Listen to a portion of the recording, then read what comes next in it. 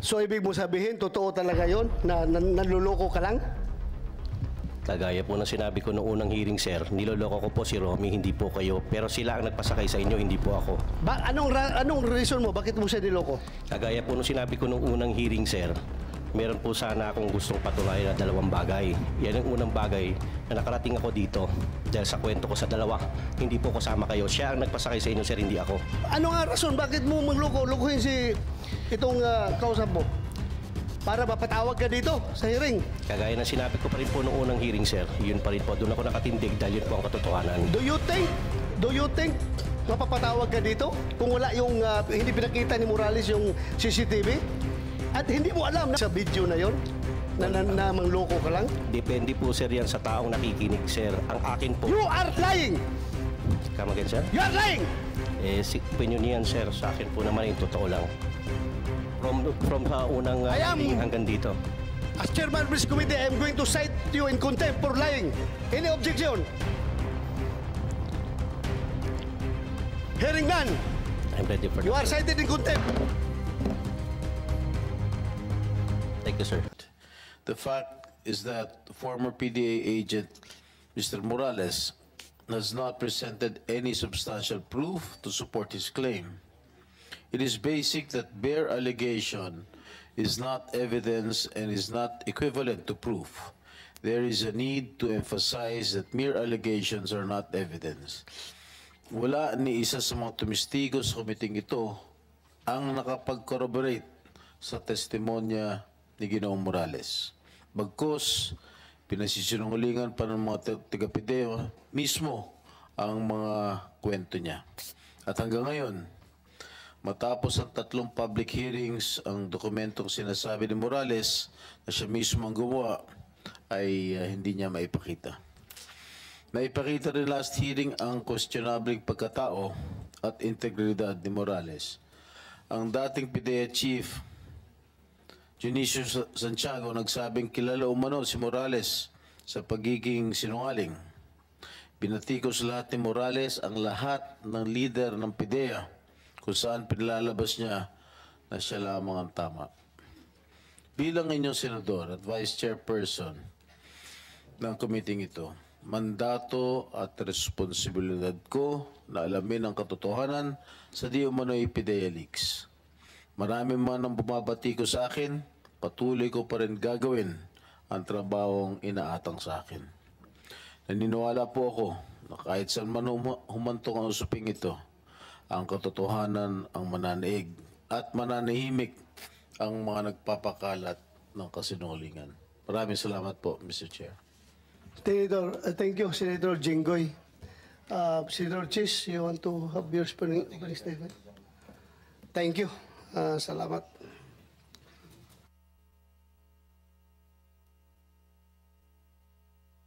Again, I would like to thank Atty. Paquito Ochoa Jr. for coming over, sir. Sorry for the inconvenience on your part, but I really have to invite you to shed light, and thank you for coming over. Mr. Chair, if I may, Yes, will this be the last hearing? yun nga, I was inclined to make this the last. But James Kumar is absent. Yes, but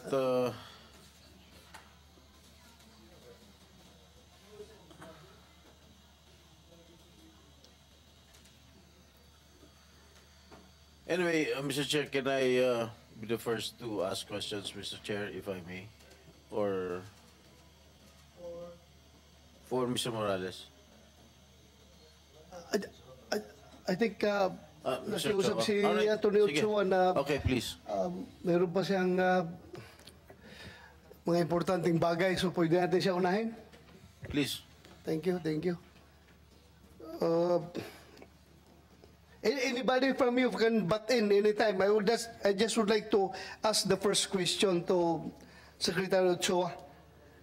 Sir, do you know personally Asik Carlos Gadapan of PDEA? No, sir. No. No. Thank you, sir. Thank you. Maricel Soriano and Bongbong Marcos and other high-profile cohorts and disregard the request for pre-operation authority. Anong masasabi mo dito, sir? As I earlier mentioned, I don't even know him, and I don't recall of any occasion that we have met or even talked. So I completely deny that I have made those instructions as alleged. Thank you, sir. Were you aware that sometime in 2013, the Liceo of Malacanang invited Mr. Morales for a briefing regarding PDEA operations, including those that were halted? I cannot recall exactly if that indeed took place, but I only learned now when this hearing was conducted, and I somehow, but very, very vaguely, if there was an incident that happened, but I'm not so sure if, because it was never, I was never informed of such meeting, and even after that meeting, there was no report submitted to me in regard to what transpired in that meeting. Thank you, sir. But I think Liceo, were you aware ka ba nung existence ng Liceo under General Serapio, who testified before this committee last hearing? Were you aware of the existence Yes, of that office? we created that unit, Your Honor, during our time. So yung pagpapatawag ni General Serapio, you're not aware of that? No, sir. No, no. Thank you. My colleagues, you have questions? Further question? Ha? Senator Jinggoy.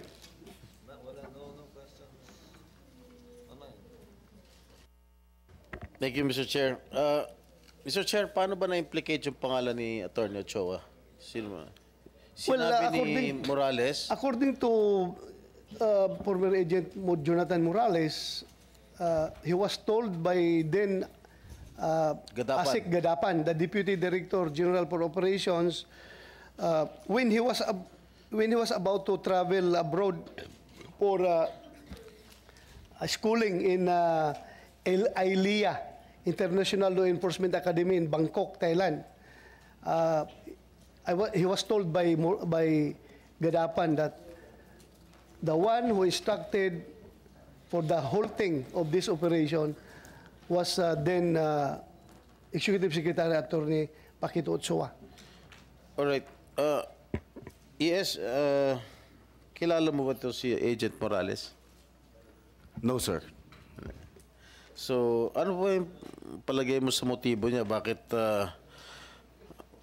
para tumistigo at dinawit ka nagbigay ng instruction na patigilin ng investigasyon sa nasabing drug case noong 2012? What do you think is his motive, Mr. Attorney Ochoa? I have absolutely no idea, sir.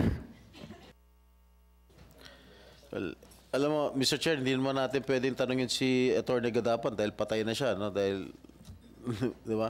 Siya ang sabi ni Agent Morales, si Gadapan na nag-utos sa kanya para tama ba? Para ipatigil yung operation. Now, according to him, the casing and the surveillance operation, authority to conduct casing and surveillance operation on the persons mentioned in the information was disapproved by Gadapan. The reason why is that my instruction daw si Executive Secretary Paquito Ochoa na ihinto yung operation. Okay, last question. Senator Jinggoy, meron ako nakalimutan na Attorney Ochoa. About kakalat sa social media about most law firm. Meron siya sabi na yung most law firm daw is ang M stands for Marcos, O is for Ochoa, and S and T, I don't know. Serapio and Tan. Serapio and Tan. Am I correct? Is this information correct? That you were both members of the same law firm with now First Lady Marcos? That is true, Your Honor. We were former law partners and we formed that law firm, if I remember right, in 2006. But when I got appointed as executive secretary, I have to withdraw from that law firm in 2010. Yeah, because there were insinuations. Ito naman ay insinuations lang na kaya daw nagkaroon ka ng interest na ipahinto yung operations because, again, you were influenced by your partner in the law firm. Those are insinuations lang. So we want to hear from you about this. Yun lang, kinukonfirm ko lang sa'yo. Oh, that is not true, Your Honor. Thank you for that answer. Salamat, sir. Senator Jinggoy, you may No continue. further questions, Mr. Chair. Your Honor, just on that point, you left the firm because you were appointed ES? That is correct, Your Honor. By whom? By President Benigno Simeon Aquino III, Your Honor. Who was your immediate superior and, of course, superior? Yes, Your Honor, for 6 years. Serving as the alter ego of the President, you don't do anything without his knowledge or order. Would that be correct? That is correct, Your Honor. Thank you, Your Honor. Miss ko na rin yung kaibigan natin, pero kinoy-noy.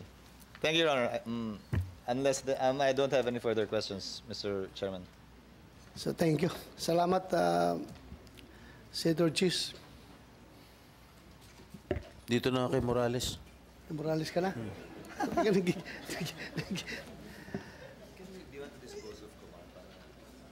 Ay, wala dito si Kumar.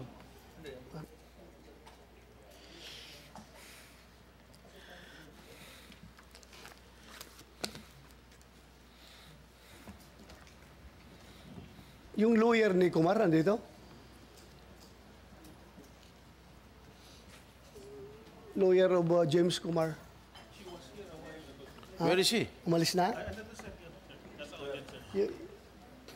Andito? Lawyer of James... Saan? Ha? Babae? Dito. Dito pa upuin niya. Kausap, aminin mo?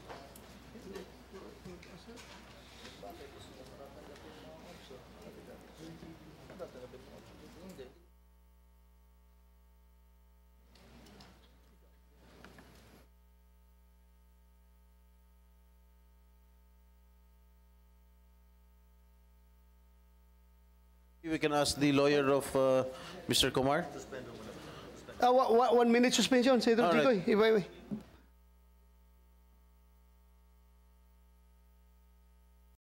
You want to say something aside from the answers that you have given us? No more? No more, Your Honor. So I understand you want to be excused earlier. That is correct, Your Honor. Okay. If that is allowed. So if said that. no more questions coming from my colleagues, thank you. Your excuse. Let him Thank you, Your Honor. recover from his COVID. Ha? Nag-handshake na ako sa kanya kanina, ha? Pero, so negative ka na, ha? Negative ka na, sir. Negative na. Okay. Thank you. Thank you. Thank you.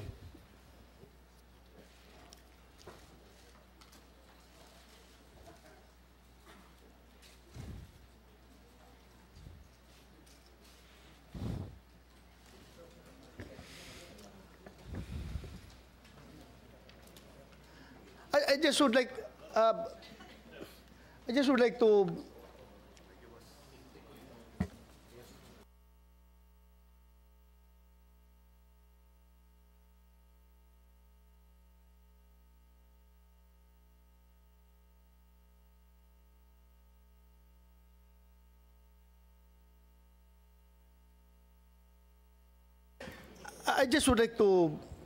inform the body, especially my colleagues, about the status of James Kumar. How I wish he is here, but wala siya dito, so Maybe, Mr. Chair, we can hear from the lawyer of Mr. Kumar about his absence. she's not invited as a resource person, but her role here is has to be limited for giving legal advice to James Kumar. But if you want to ask Yes, her, then yes, can we Administer? Comsec administer the oath? Yeah. Please raise your right hand, ma'am. Do you swear to tell the truth, the whole truth, and nothing but the truth in this investigation, ma'am? Thank you very much, ma'am. Please take your seat. Attorney, if I may, Mr. Chair, what happened to your client? Senator, last Friday, we were going to the Parañaque prosecutor's office to file a case against the people who used his name. However, on our way there, he started getting dizzy. So we brought him straight to Makati Medical because we called his doctor. And apparently, we have the report now from the doctor that he had a transient ischemic attack, which is a stroke. And when they checked him, meron pong bara, I think 55% yung bara sa vein. And at the same time, he was suffering from acute bronchitis, Your Honor. So may tubig din sa baga. So if any doctors from the Senate or from the parties, even if we bring the reports, the scans, they will be able to find they will have the same findings, Your Honor. Since we are not doctors here, we cannot attest to the veracity of this medical certificate. But I know the attending physician, Dr. Raul Lapitan. He is also my cardiologist before, and he's a very good cardiologist, Mr. Chair. Yeah, thank you, Senator Jinggoy. In fact, I have no doubt about that medical certificate. Pinirmahan niya ng doktor. May oath ang doktor na talagang hindi sila dapat magsisinungaling sa kanilang tungkulin. But then again, being the chairman of this committee, gusto ko rin talagang andito sana siya. Yeah, because you know, kung basehan natin yung video, narinig natin na very serious yung allegations about yung sinasabi na pwedeng ipapatay si Morales, maraming paraan para patayin si Morales. And hindi ko rin makukonsensya kapag after this hearing, kung i-terminate na natin itong hearing na ito ngayon, tapos may mangyari kay Morales, mamamatayan, dahil hindi natin nakumpronta si James Kumar as to the veracity of that conversation. So, I think I am remiss of my duties kung hayaan natin na isara lang ito na hindi mapakinggan si Kumar. Kasi very serious yung sinasabi nitong former Napolcom personnel na si Picoy. Kahit na sinasabi niya na katang-isip lang yung nasabi na, well, I don't believe you, Mr. Picoy. I don't believe you. In the first place, sinasabi mo na katang-isip mo yun. Pero, paano ka, alam ko yung ginawa mo ngayong Descartes, afterthought na lang. Gusto mo lang magpapalusot. Dahil, sabi mo, last hearing, na gusto mo lang, Descartes mo lang yun para maimbitahan ka dito, para pakita ka ng mga ebidensya mo na yung dala mong papel para mapatawag ka lang, kaya mo ginawa yon. Sinabi mo naman na hindi ka narinig, hindi mo alam na nandun si Morales nakikinig sa usapan ninyo. At hindi mo alam na mayroong video recording, may CCTV. How come na magdrama-drama ka doon kung ganon? So I don't really believe you, Mr. Santiago. Yeah, you answer. Sir, para sa akin po, sir, opinion niyo po yun eh. Pero ang katotohanan po, nasabi ko na po. Katotohanan mo? Yes, sir. Is that your truth? Yes, sir. Nalukuhin kami dito? Hindi po kayo, sir, ang niloloko ko, sir. Sir, hindi ko po kayo niloloko, sir. Meron ka pang daladalang... we are inviting you here to shed light on the... Yun yung papel mo doon sa CCTV recording. Yes, sir. Kaya kita inibitahan. Yes, sir. At hindi kita inibitahan dito para kunin yung expert opinion mo. May dadala ka pang papel nga tuturuan mo kami kung paano gumawa ng operation to conduct report, yung pre-operational report. Sino ka para magturo sa amin dito? Hindi ka nga naging pulis, hindi ka nga naging PDEA. Na Polcom employee ka lang, na-dismiss ka pa. So paano ka bigay ng expert opinion sa amin. Hindi ko, this committee doesn't need your expert opinion here. This committee wants your answer as far as your participation in that very telling video recording sa CCTV. It's unfair for me kung hindi ko pakinggan si Kumar dito sa open hearing, tapos kayo napakinggan ko dito.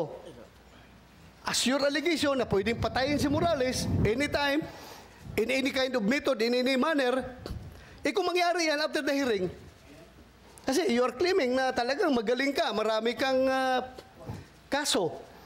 May binanggit ako 2 kaso mo. Ngayon, nagsabi ka pa, hindi lang yan, sir. Mukhang talagang parang nakasandal ka sa pader kung magsalita ka. Sir, kagaya po ng sinabi ko, sir, opinion niyo po yun, pero yung katotohanan po, sa akin po yun. Sinabi ko na po. So, ibig mo sabihin, totoo talaga yun? Na nanluloko ka lang? Kagaya po ng sinabi ko noong unang hearing, sir, niloloko ko po si Romy, hindi po kayo. Pero sila ang nagpasakay sa inyo, hindi po ako. Anong reason mo? Bakit mo siya niloko? Kagaya po nung sinabi ko noong unang hearing, sir, meron po sana akong gustong patunayan na 2 bagay. Yan ang unang bagay na nakarating ako dito dahil sa kwento ko sa 2. Hindi po kasama kayo. Siya ang nagpasakay sa inyo, sir, hindi ako. Ano nga rason? Bakit mo mangloko? Lukuhin si itong kausap mo? Para mapatawag ka dito sa hearing. Kagaya ng sinabi ko pa rin po noong unang hearing, sir, yun pa rin po. Doon ako nakatindig dahil yun po ang katotohanan. Do you think mapapatawag ka dito kung wala yung hindi pinakita ni Morales yung CCTV? At hindi mo alam na may CCTV recording yon. At hindi mo alam na nandun si Morales nung nag-uusap kayo.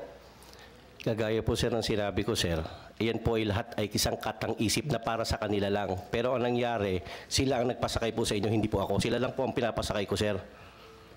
Kaya nga, pinasakay mo siya kasi gusto mo ma-influence ako para maimbitahan ka. Kay gusto mo kunyari mag-present ng legal expertise mo sa paggawa ng preparation report kasi yun ang gusto mong ipakita. Diba? Hindi ko po akalain, sir, na, sir, sa totoo lang, sir, forgive me for saying this, hindi ko po akalain na papatulan niyo po yung pang, ko sa kanila, sir, eh. Sa akin lang po, para lang po talaga. Sinabi mo na nga na iyon ang objective mo. Yes, sir, pero hindi ko po alam, hindi ko po in-expect na papatulan yun para makarating ako rito. Do you believe, naniwala ka ba? Maniniwala yung tao sa'yo? Yung sa video na yon? Na mangloko ka lang? Depende po, sir, yan sa taong nakikinig, sir. Ang akin po... You are lying! Come again, sir? You are lying! Opinion niyan, sir. Sa akin po naman, yung totoo lang. From sa unang hearing hanggang dito.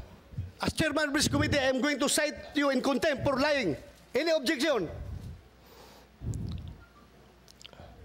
Hearing none. I'm ready for You that, are sir. cited in contempt. Thank you, sir. Thank you, sir. Salamat po, sir.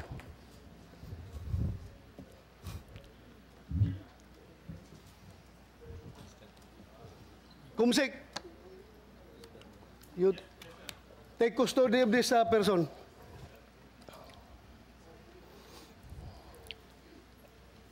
Lukuhin mo kami?